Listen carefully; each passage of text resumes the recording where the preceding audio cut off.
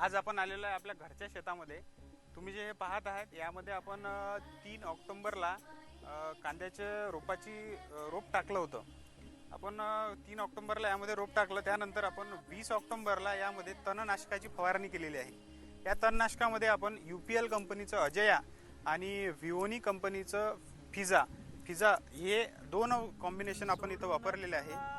UPL कंपनीचं अजया आणि विओनी कंपनीचं फिजामध्ये झिंक आणि फेरस हे दोन कंटेंट आणि अमिनो हे असल्यामुळे आपल्या रोपाला हा शॉक कमी लागतो।